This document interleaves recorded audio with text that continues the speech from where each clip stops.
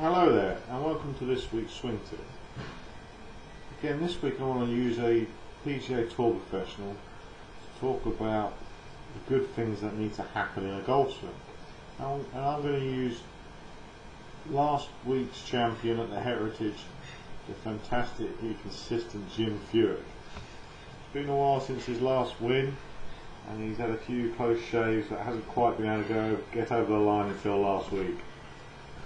Jim Furyk is recognised as one of the most consistent players on the tour. His results just show that. He doesn't make many mistakes, doesn't do anything exceptionally well, but his all-round game is fantastically consistent. That stems from what is recognised as an individual quirky swing, or whatever you would like to call it. But I see it as a very, very good golf swing because it's a swing that repeats. And that's all we're ever trying to do when you're playing this game of golf. To hit good golf shots and consistently good golf shots, you need to have a swing that repeats. In my instruction in lessons, again, that's all I'm trying to teach you, is to produce a swing that's easier to repeat so you can go out and play better golf. Jim Furyk has done that in his own style, working with his dad, who's a PGA professional, has created a very different looking swing but very repeatable, and I'll demonstrate now why he's so consistent and why this swing works so well for him. So you can see with the setup, he's got a fairway wood here standing extremely close.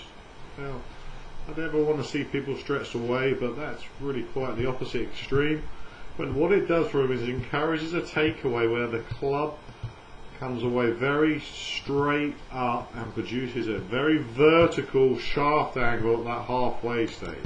That red zone I'm showing at the moment would be where we would expect to see the club travelling at this stage, but you can see here he's extremely more upright of that. So as he goes to the top, we'll see a backswing where the hands are working very high up behind the back of his head.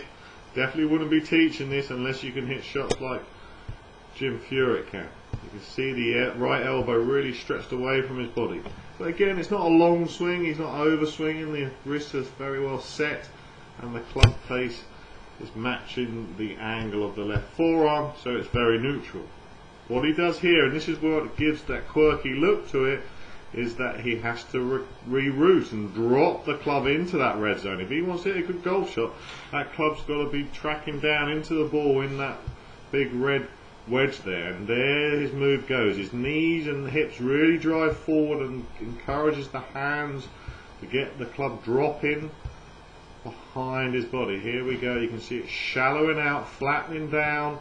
Now we're into a far more orthodox position as he brings the club into this delivery position here, which is fantastic. The only real difference is he's still extremely close, as you would expect, but that club is tracking down on the correct plane and producing the correct path to hit the ball straight. There you go, you can see that club now completely bisecting that red wedge there, which is exactly where all good players are going to be.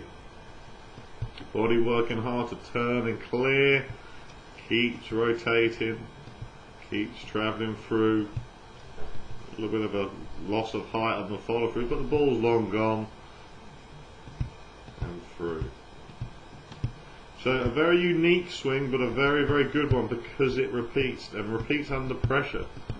The other thing that I really like about Jim Furyk is how he always maintains a beautiful rhythm. Now I've slowed the swing down, but it's a great flow to the swing. That never changes. He never goes hitting out the ball hard, trying to hit it at a little bit extra distance. So we can learn from Jim Furyk is get a swing that works for you and get it repeated.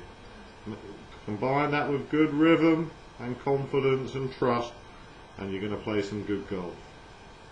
Well done, Jim, for your victory last week, and may there be many more. Good speaking to you all, and catch up with you next time. Goodbye.